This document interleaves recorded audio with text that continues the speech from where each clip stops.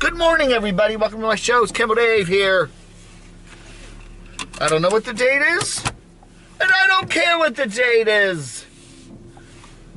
Beautiful day here. Good morning, little Adam. No. If I do get a new van, I'm keeping you. I'm keeping little Adam. I'm not going to trade you in.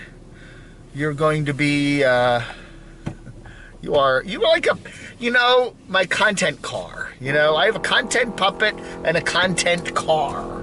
Yeah, that's, you agreeing with me. Yeah, okay. My content car.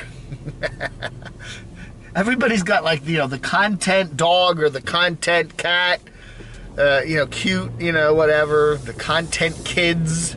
We got the content car and the content puppet. That's right. So anyway, how you doing? One of the things I wanted to talk about, they got the roads closed down there. They're doing construction on the Court Square here in beautiful Morganton, and the main downtown is a mess right now traffic-wise. So I got to take all these back streets and go around that. One of the things a lot of nomads, there's a lot of tricks nomads use, YouTube nomads, to try to get viewers. We know them all. I know, I've been watching them for so many years now. And so anyway, one of the tricks, one of the things people like to do is, I got ripped off, Oh, I got to get my vehicle fixed. I got to get my van fixed. I got to get my RV fixed, and I'm getting ripped off. They charged me too much, or this or that, or the quote was way too high, and I'm not gonna be smart. Look at this whole street's closed over here. Man, all the streets are closed. Where do I go? It's a maze. So anyway, yeah. So, okay. So something's wrong with your vehicle, and you go to one place, and they want to charge you a whole lot more than another place, and you're immediately assuming they're going to rip you off. And it's what I think. Everywhere you go, you assume that somebody's trying to rip you off. And I don't know. I think that's to some degree unfair to mechanics and shop owners and stuff like that, to just constantly assume they're trying to rip you off, just because they're charging you more money. Now, granted, I'm not going to say that there aren't certain tricks in the book. There aren't certain tricks that shop owners use to kind of get you parted from your money, but to just assume everybody is constantly ripping you off, and then to take that onto YouTube and play it up to get you views. I'm getting ripped off again. I don't know. There's certain nomads who I will not mention that seem to like to do that a lot. His generator's not working, so he goes to one place, and they probably say, hey, it's an old generator, we could repair it, but it's better to replace it and put in a new part, and it'll maybe be more reliable and last longer and not conk out 2 weeks after we fix it, and we're going to charge you more.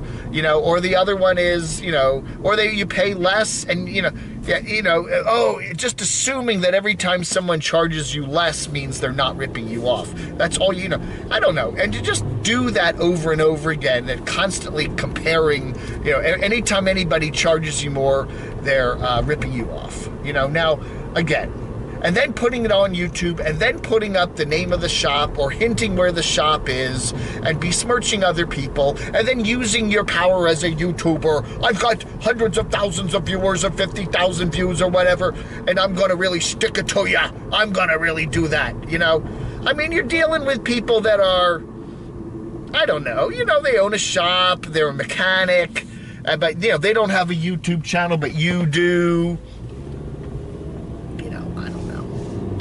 It kind of gets to the point where, what do you call it, entitlement. I'm a big YouTuber, and I'm entitled, and if you don't treat me right, I'm gonna use my YouTube channel as a weapon to smash your business and trash your business. I think, as I've said before, as I've said before, everybody who owns a car or has a car or whatever, a vehicle, everybody after a while, you get screwed by some sort of, car repair place. There's tricks you got to watch out for, you got to be smart about, there's dozens and dozens of ways mechanics and shops can, inflate the bill or whatever to people, especially people that are maybe not, they know that, you're a woman or you're a dorky guy that doesn't know cars, and do that kind of thing.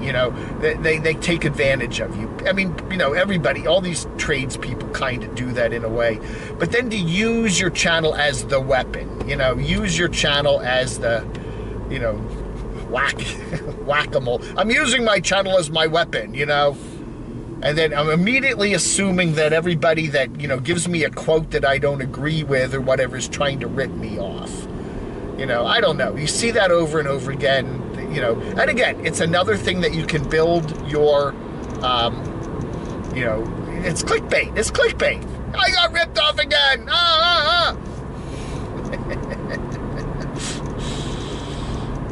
And then to see certain nomads, and then, here's another thing, to see certain nomads that have been on the road for many, many years now, still allegedly getting ripped off, There's a certain nomad, a female that we cover a lot on this channel, who, she's been on the road for years and years and had many repairs done, and she still finds herself at the mercy of these nasty men that are running repair shops.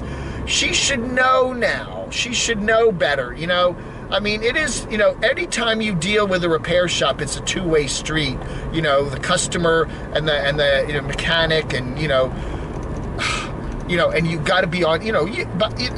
How many of these nomads? They should know better. They should know better. Okay, they're not novices.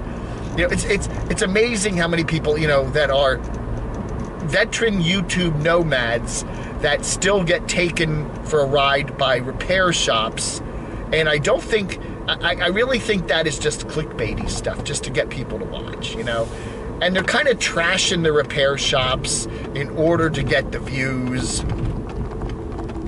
And especially there's a certain nomad that there's a certain nomad who is constantly, showing the name of the repair shop, or and I don't know. I think that to some degree is unfair. And it's another thing that's taken out of context, I don't know. I really feel like, hey, you got a YouTube channel. You got a lot of people watching it. You got to be super careful about using that as a weapon to, get views and stuff like that.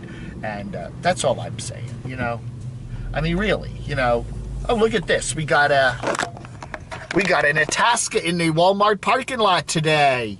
Who could that be? Ooh, that's pretty neat. I don't know. I don't think anybody's there. I'll go knock on the door and give them a sticker. I'll give them a sticker right on their kisser. That's right. You don't see any, I don't see any RVs parked here overnight anymore. You do see them like during the day though. What plate is that? That's a weird looking license plate. It's a kind of a funny blue with, what is that license plate? I don't know, man. Let's see, I'll go check. What is that license plate? That's weird looking. What is that plate?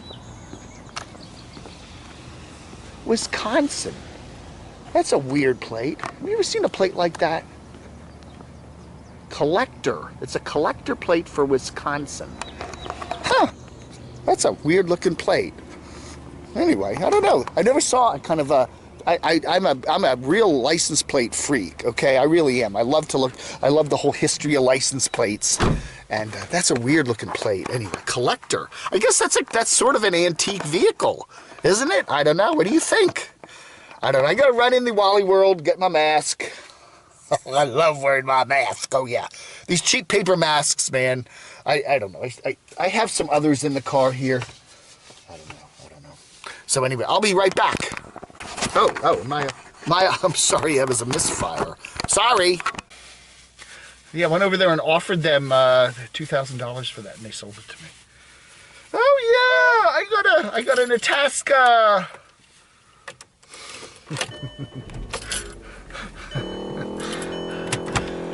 One of these days, I'll buy something. But I'm keeping you little, Adam. That's right. So anyway, just be careful if you're a YouTuber and you got some, if you're a YouTuber and you got some subscribers, don't use them as a weapon. It just looks tacky. I'm a big famous YouTuber.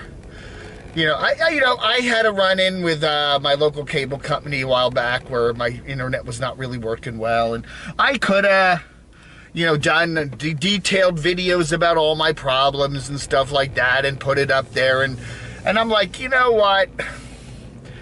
It's not like I guess it isn't like a repair shop where you may never see them again if you're out, if you're nomad, you're at a certain town, you're not a regular customer, you're not going to be coming back, they don't really care. I guess that's part of it, but, I'm probably going to be dealing with these people into the future, and I kind of got to be nice to them, you know what I'm saying? And you know what? I don't know. Just be careful when it comes off kind of crass when you start to use your YouTube channel as a brickbat to slam people that you're not getting good service from, it's a celebrity thing. Celebrities do that. Do you know who I am? If you don't give me a good table at this restaurant, I'm a big celebrity and I'm gonna really trash you in my column tomorrow or something. Yeah, don't do that. Don't be that kind of, I don't know. But it is true, the one way you can get some clickbait is to, oh gosh, this person, okay, now we got the crazies driving here. So a guy in a big green Chevy, super duper souped up car. Look at that thing. I don't know. There we go. So anyway, so be careful about trashing repair shops and stuff like that. They can come back at you. They can definitely come back at you and get their revenge. If you just, they can come back and they could file a lawsuit against you. They could to ask YouTube to take down the video because it's unfair. It's not just you've got to deal with all that, and you got to be really careful with that. But I think it's a good idea. Lessons learned. And I'm not going to put down certain YouTubers that do bring up the fact that they do kind of get ripped off. You are not a regular customer, and they're busy, and they've got a lot of you're out in Arizona, and there's probably loads of people wanting to get their RVs and stuff fixed, and you're just another person in line, But I'm not saying that you aren't going to get ripped off, and you shouldn't do a video about it. But be just careful about doing that, about naming certain shops, about showing bills and stuff like that.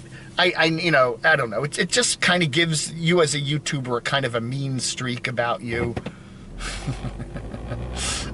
I don't know, man. All right, folks, that ought to do it. Don't use your YouTube channel as a weapon. It may give you a certain degree of short-term, but in the long run, it's not a good thing to do. All right, vlog under. Scotland and Ireland as well, coming your way at 11 o'clock. WNCW and the Foundation Performing Arts Center are proud to welcome Acoustic Syndicate for an Outback Opry drive-in concert this Saturday, in the back parking lot of the Foundation here at Isothermal Community College. Gates open at 6:30 p.m., show is at 8 p.m., rain or shine. Thanks to Friendship Auto Forest City for helping to make the show possible. Tickets and details at foundationshows.org. We get support from the Tryon International Equestrian Center and Resort, with restaurants open to the public, including Legends Grill, Rogers Diner, Blue Ginger Sushi, and Blue Ginger Sushi. Tryon International Equestrian Center and Resort restaurant menus and hours are available at tryon.com/dining. On the birthday calendar today, Kate Pearson of the B-52. Oh, wait! Happy birthday, Kate! Ann Peebles, Isabel Campbell of Belle and Sebastian fame. The great drummer Jim Keltner, he was the drums behind a lot of projects from Del Berries, and so many more. And in the Roots music world, happy birthday, Darren Aldridge. Our friend Darren Aldridge celebrating one today. We'll get to something from him and Brooke in a little bit. It's also the birthday of Donna Ulysses and of Herb Peterson, all great bluegrass artists. And how about this nice old-time banjo player and singer-songwriter Martha Scanlon, born on today's date. Here is a great botany lesson, a really great story as well, metaphors and imagery abounding in this song, The Seeds of the Pine, from Martha Scanlon on WNCW. It's from her album, The West Was Burning. Wow!